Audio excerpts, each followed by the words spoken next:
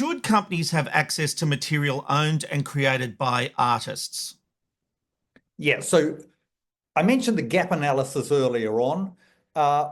We have copyright as an example of that gap analysis. We currently do not make any recommendations around copyright law. Let me be very clear that we are not making recommendations for change. We are asking, are our current copyright laws fit for purpose? Do they need changing? How do we make sure that Australia's creative artists get fair reward for their content? How do we make sure that the tech companies aren't just getting a free ride here? Well, this is the thing to me, because I'm seeing it overseas where big tech is saying to governments, especially in the US, that they need unfettered access to everything that's ever been produced and made so that they can build their AI. Otherwise, they fall behind China. But I sit here going, well, hang on, you're a company trying to build a business off the work of other people. How is that fair in a society where creativity is what we own? It's our commodity. Yeah, and we've already seen overseas some solutions to this problem. We've seen cases where media companies, for example, have sold the rights to AI companies to use the copyright material. We've seen situations where technology companies have been talking to academic journal publishers so that when you're using an AI engine, you're not using Dr. Google, you're using top edge medical research to get your information. They're currently possible under existing copyright laws. But we need to make sure that the balance is there. And currently there But what is the balance? So currently creative parties in Australia aren't being rewarded when their material is being used to train overseas AI companies. Now, we can't fix that under our copyright law, but we need to make sure that our copyright law gives fair compensation to the creatives while also allowing the tech companies to be able to license or use the creatives' products with fair compensation to be able to get the applications of AI that we need in Australia. I guess the hard thing is always knowing if these AI companies, whether they're scraping the net and taking that material and not owning up to that. Yeah, and at the moment it's clearly an undesirable situation for everyone. The tech companies aren't winning, the creatives aren't winning. We have other solutions that we've used in the past. So as you'd be aware, you go into a retail shop and you hear music being played. They're just not pirating from the songwriters, from the artists, from the creative people. They're actually paying for that, and it's collected through a collecting society that is authorised by our Competition Commission. So maybe that's the sort of approach that we should be taking here. So we've been very clear. We're going out and asking for people to give us feedback. At one end, do we need any change? Maybe the current law's fine. Or do we need something like collecting societies? Or should we go down the path that some other countries have taken, like Japan, New Zealand, Japan, Singapore, the UK, and have a text and data mining exemption to our copyright laws so that it makes it easier for the tech companies to gather that information, that copyright information.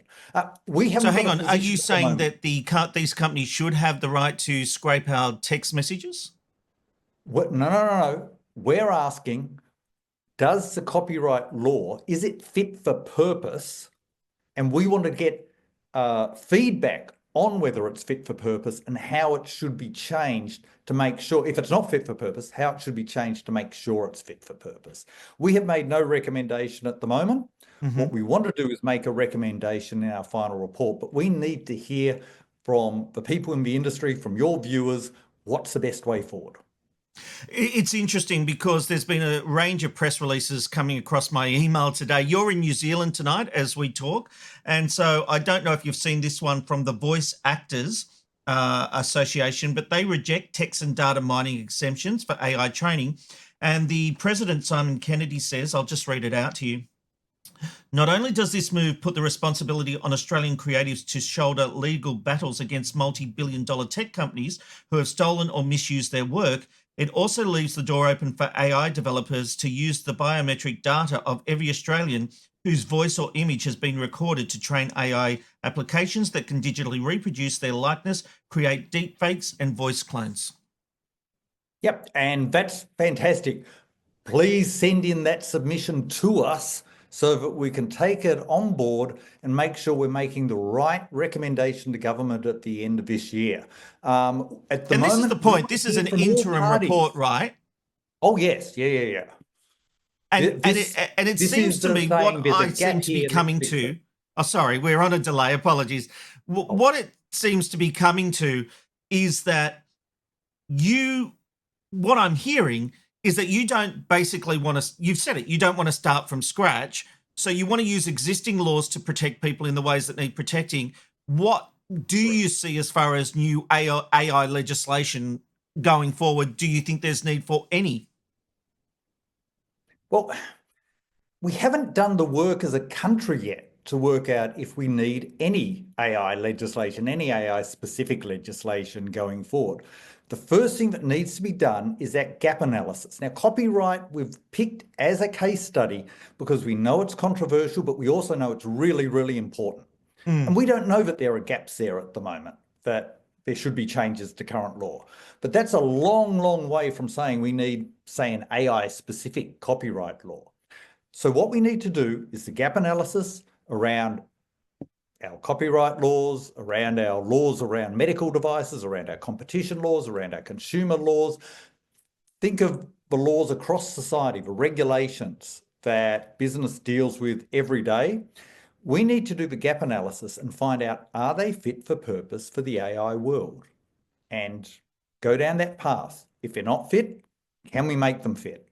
If we can't make them fit, can we have tech neutral alternatives? And only as a last step would we be saying, have a technology specific AI type alternative or AI Act. As you're going through this process, are you worried that Australia might fall behind if we go too hard with AI legislation? It's clear from the European experience that if you go very hard in saying, right, we're going to have an AI Act that covers or tries to cover all uses of AI, what you end up doing is you create a huge amount of uncertainty and you end up with a lot of legal cases because disputes will end up in court about exactly what is covered by the law, exactly what the law means. And whilst all that's going on, you create uncertainty, which puts off investment. So we should learn from our friends in the European Union. They went down this path. The thing we should learn is that's probably not the path that we want to go down. We want to get this gap analysis done in a thorough, but preferably a fairly fast turnaround so that we can get the certainty to get the investment. Well, it sounds like you are going for a balanced approach. I do look forward to seeing the final report and your recommendations. Dr. Stephen King, thanks for joining us on McKnight Tonight. Thanks, Rob. Fun, insightful interviews from a washed-up producer with nothing to lose.